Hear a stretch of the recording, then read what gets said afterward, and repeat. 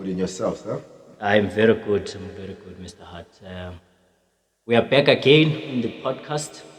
This week we have a lot to unpack.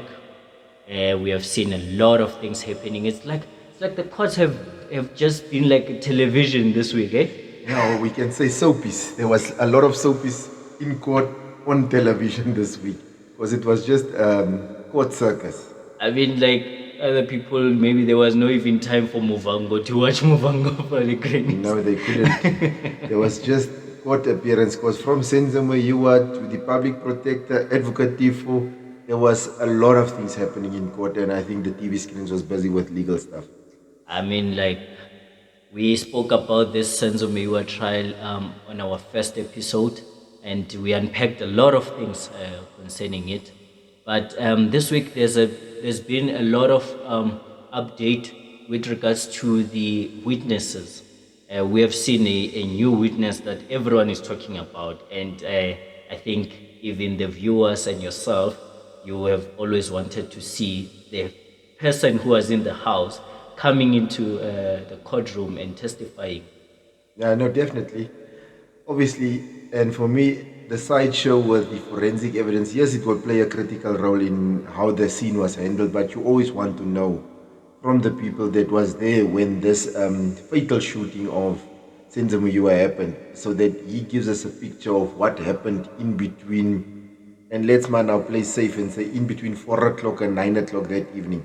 What happened in the house? Obviously, there will be legal debate as to when what happened, but that's where you want to now see. And obviously, the one witness that was called, I don't think it's enough. The state will have to call another witness to come and corroborate as to what, or maybe close to what he's saying, when, what, who came into the house and what transpired. So that is one of the things that we're looking forward to. So 14 November is our next date, so we'll wait in anticipation to see what's happening. What's going to happen there? That's right, Mr. Hart. For me, it's like the merits of the case itself and the testimony, his testimony. A lot of people have access to that. What we do here on Legally at Heart is that we talk about the procedural and break it down to the public so that they can understand the processes. I mean, Advocate Shololo brought an application. Was it this week where he brought the application for a regular step? I think it was last week, because this week I didn't see any applications by her, but it was last week. But if you stick to procedure, obviously there's certain things, and I mean, as I said earlier, the state also, when they produced evidence and when they adduced evidence in court, they tried to use sneaky tactics to actually get in evidence, and they were supposed to actually use what we normally call hearsay rules. They had to say this is hearsay evidence, and they will call the witness later on to come and testify. Now, what Advocate Baloy was trying to do is to say you will call them only if it's necessary. The moment you present that evidence, you need to bring that person, because now it becomes a person of interest pertaining to evidence. And the evidence that was led by him, it was critical information, and he still chose the word to say when it's necessary. If you that objection that was raised by Advocate Mshololo and Titi Tobani, it was rightfully so, because he wanted to lead evidence on a person that was not yet before court. Because obviously, if I'm the author of a document, I need to be called, and if I'm not there and somebody else testifies to the authenticity, reliability of that document or evidence, I need to be called to come and say I was the author and those type of things. So if they're not calling them, then that should be removed from the record. So they were supposed to say provisionally withdrawn, and I could see the judge was a little bit animated with the objections raised by Titi Tobani and then thereafter by Kutim Shololo. But I thought that objections was raised proper, and obviously the state, and what people out there tend to forget is that the role of a state prosecutor is not to convict at all costs. Okay. A prosecutor's duty is to make sure justice prevails. Okay. And if the prosecutor has evidence in his or her possession that is not in favor of the state's case, they must give it to court. There's an ethical and a moral duty on them to give that information. So sometimes I think prosecutors are pro-state and they withhold information because they want to convict. It's interesting now that you draw in the state prosecutor, and a lot of people will then come in, the public, and say, "Ah, but Mr. Hart, the prosecutor needs to bring people, the criminal, into jail, and that's the purpose." But you bring an interesting element, which is that the focus is the interest of justice, and what you are trying to say to us is that if there is any element that can prove that the five people there, they did not commit the crime, so Advocate Baloi is not supposed to be trying to pin them into like Yeah. jail, but try and see if there is any reasonable doubt. Because what is the you guys call it, what's this thing? Beyond reasonable doubt. Yes, in criminal court, you go beyond reasonable doubt, and if there's evidence that proves the innocence of the five accused, and it's in possession of the state should make it known to the court. But when does it come to that point? Is it like concrete evidence or any evidence that can shed a doubt? It's any evidence. It doesn't mean it should be documented. It can be in the form of a witness. It can be forensic evidence. Whatever evidence is there that the state has in their possession and bears knowledge of, that exculps these accused, they must give it to court. They must put it before court. That's a duty. It's an ethical duty of a prosecutor. There's case law to that effect. So it's not okay. This evidence showing now that it will cast doubt on if this were the accused. I'm not going to show this to court. And I've had cases in my personal experience where prosecutors willfully and with intention hid information, hid witness statements that said this witness says this accused is not the person that did or committed the crime. And that is not the role of a prosecutor. People should understand that. The role of the prosecutor is to make sure the right person pays for the crime. And if you have evidence that will exculpate, then you need to give it. You need to make it available to the defense. You need to make it available to court. Because the court, all the witnesses there for the benefit of the court so that they can come to a just and right verdict. Right verdict, indeed. The Senzo Meyiwa case has a lot in it. But I just want us to spend just a minute discussing this. In an event that the case fails to prove its case against the five accused with this docket, the one in court right now, what is the position for the 375? Can we see a private prosecution? Is there an element for that? They might go for private prosecution, they might. But the problem is, if these five accused are found not guilty, then the seven people in the house, they can be charged. But for a court to find them guilty, it's going to be very difficult. Because they can just say, but the five accused was there. We said it was them. You guys chose not, the court found them not guilty. But it's them. And that will be their excuse. And then the state will not be in a position to call those five accused to come and testify for them. Yeah. So that is the dilemma that currently faces the state. So this thing, I will see how it pans out, but that's what I'm already seeing, where it's going. Section 174, it's coming for these five accused, and 10 to 1 Section 174 for the seven people, if they are going to be charged under 375. Because today, you could also see in court, there was two letters where they first said the docket 375 doesn't have merit. And later on, in a later letter, now they say they will wait for the conclusion of this trial, the 636 docket, to determine if they should go after the seven in the docket 375. So that already, but for me, that spells trouble. That spells trouble. Mr. Hart, you referred to 174.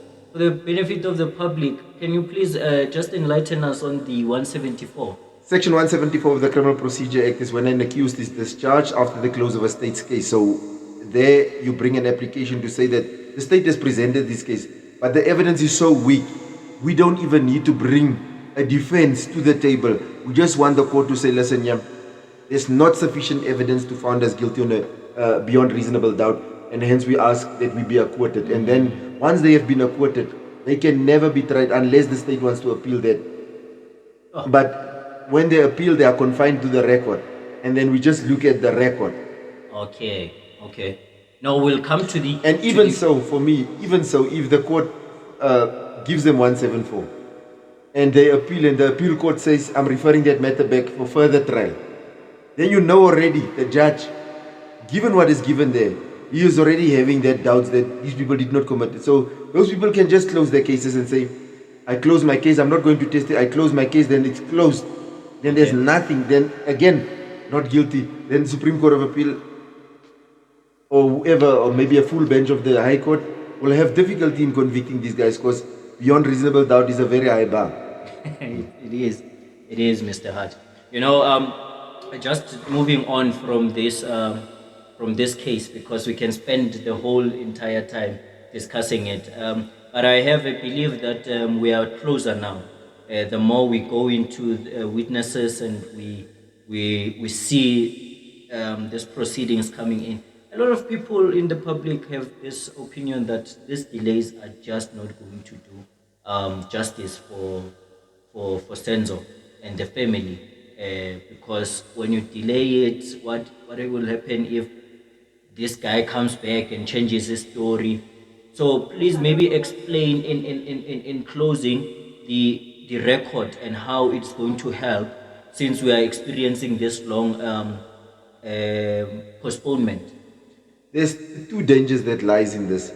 Either this witness will go and speak to other people that he's not technically supposed to do because he's still under oath and under cross-examination. So he cannot speak to the prosecutor, he cannot speak to other witnesses. But we cannot guarantee that, because there will be nobody policing him 24/7 to say he has not spoken to the prosecutor, he has not spoken to other witnesses, he has not looked at other witnesses' testimony. So that can influence how he comes to testify later on. It can also mean that maybe he comes back and he contradicts himself, and then he's going to use the excuse that it was so long ago, I forgot what I said, 1, 2, 3. But that doesn't spell good at all. So these delays and these what we call unnecessary delays sometimes can have a detrimental effect on the case, and it can go either way. It can either favor the state or it can favor the defense. So we'll only see later on, once this guy come back on 14 November, as to how he's going to further fare under cross-examination, because I believe Tito Bani is still not finished with him under cross-examination. There's still a lot of issues to be canvassed. And also Advocate Mshololo still has a chance to now also cross-examine him. And I think she might also be busy with him another 2-3 days before they can actually call the next witness. So we'll see, but only time will tell. But I can already say that long delays in giving evidence, you forget stuff, you start now adjusting your story because you see maybe they actually caught me out there on a lie, now I have to adjust my lies, and it might catch up with you because you must remember what you're lying. Mr. Hart, I know I can't bring you on this one, but for the benefit of the public, I just want to make this interesting. Are we seeing a crime of passion? What I always suspected, I always suspected there was a lover's quarrel there. Who the interested parties is, I'm still unraveling it in my mind, but I know there was an issue there. And there was, for me, there was no intruders there. There was no intruders. Whoever shot Senzo Meyiwa was in that house amongst the 6 other people. That's how I see it. That's how I see. That is the most logical thing for me that happened there, that you can explain. Because why am I saying that? They said there was 2 intruders. There's 5 accused people. So if the 2 intruders was in the house, where was the other 3?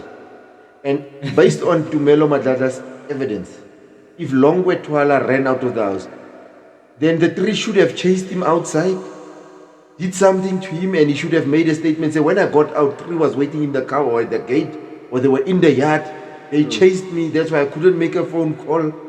Something to that effect. But we don't see statements like that. So for me, it's that 3, and that's now bringing me to draw that conclusion. Whoever harmed Senzo Meyiwa is one of the 6 that was in the house. I guess time will tell. Time will tell. Time will tell. Time will tell. So, moving on to another. What can I refer to this one as? It's such a sad story, but it's what has happened, and we always talk about this notion, a fit and proper person, in line of what we are referred to as legal practitioners. Today we just had the sad news of the former advocate Malisela Teffo being struck off the roll by the High Court. Now, it begs the question of do you find this judgment to be in line with the notion? And are we bringing back the profession to be a noble profession as it was then? Or is the other notion that the public has, which is that if you go against the ones that are powerful, your day will be shortened? And for me, it's now first. I first need to see what was the basis of this application that was brought. What was the allegations that was brought against Advocate Teffo, and he has the right to appeal this judgment. So he can go to the full bench. I think it was a one bench. I did not follow the court proceedings today. I just saw the breaking news that he was now struck off the roll. So he can go to the full bench. He can go to the Supreme Court of Appeal. So his rights of appeal is still open. So we should not think that his days is over as an advocate. He can still appeal this decision. And also now one needs to look at what was the allegations that was leveled against him. Because they brought an application. So if they say you stole trust monies and all those type of things, then why not open a criminal case? Let him be criminally charged, because that can be a criminal case. And if he's found guilty in the criminal court, then you've got your answer. Just to shoot short, because this is the first time that I heard that the LPC moved so quickly. Yeah. So quickly on getting a person struck off the roll. What was the motives? Are we trying to protect something, somebody? Because this was very quickly. I understand that, yes, they have a right to do so, but also there's most procedures. You bring the guy in, goes to the disciplinary procedure. Was he even brought there? And all those types of things. And then from there you work at. But for me, this was a very short spell from the time that he actually withdrew as the advocate on the Senzo Meyiwa accused 1 to 4 legal representative until he's being struck off the roll. And it actually surprised me that I only found out on Monday that on Friday they are handing down judgment for Advocate Teffo's being struck off the roll. I did not even know that the matter was enrolled and it has progressed thus far. So for me also as a practitioner, just looking at normal circumstances, this was very quick. But obviously he can appeal, and he has that right. They cannot stop him. He can appeal, and then we'll see what happens from there. But I don't think the story ends here today with that judgment. Okay. So we are in to see more of the courthouse being digital. There's a lot of cases that we are seeing. Just out of the brief, we were also privy to the fact that Advocate Mkhwebane also her suspension was declared to be invalid by the Western Cape High Court. The judgment was also handed down. So it now seems like as if the judiciary is more and more in the public eye, and which is a good thing, because now society can see the work that we do and the pressures that come with the work. You know, you can attest to that, to say that as a legal professional, you have your office, and then you have the court to answer to, and then you have the clients. So one of the also allegations on Advocate F is that the proper management of the files for the clients, and just taking money from clients without assisting them, so to say. Just paraphrasing it for lack of a better word. So what I just want from you as we wrap up the today's episode is to inform the public on how the proper handling of a legal practice has to be. And this notion of a fit and proper legal practitioner, where does it come and where does it now be crossed over to being an abuse of the profession, because we are regarded as like people that are respected in the public. You are a lawyer and everything. I come from a township where when I say I'm a lawyer, everyone is like, you're a lawyer and all of that. So let's bring the public into the view. Now, obviously, one needs to distinguish because you have two sets of legal practitioners. Now, an advocate is just like an attorney is a legal practitioner. The difference is that you get advocates that have trust accounts and advocates that don't have trust accounts. Okay. With an attorney, on the other hand, attorneys always have trust accounts, especially if they take money from client, because they need to put the money in trust, and then from there, if they do work, they then transfer the money from their trust account to their business account. That's the normal working of how things work. So advocate Teffo, if he received money, he would not receive money from clients directly. Okay. He would receive it from the attorney instructing him. Unless he's got a trust account, then he's entitled to receive money and work on files. But then he's subject to scrutiny by the LPC. And I think there is where most probably we are not privy to that charge that was laid against him, that he took money from clients and he did not do the work, he did not keep files up to date. Because that's all that is done by the specific attorney or whoever is doing the case, not anybody else. Okay. Okay. No, thank you so much, Mr. Hart. And to the viewers, we thank you for watching this, and we looking forward to you subscribing and liking this channel, because we have so much more to unpack, and we promise you that we are going to do that at the most interesting rate, and you guys will be able to know the bits and pieces of the law, but we will break it down in such a way that you are able to know it and to protect your rights, because most importantly, without you guys, there won't be the law. So we thank you so much for tuning in, and we're looking forward to seeing you in the next podcast.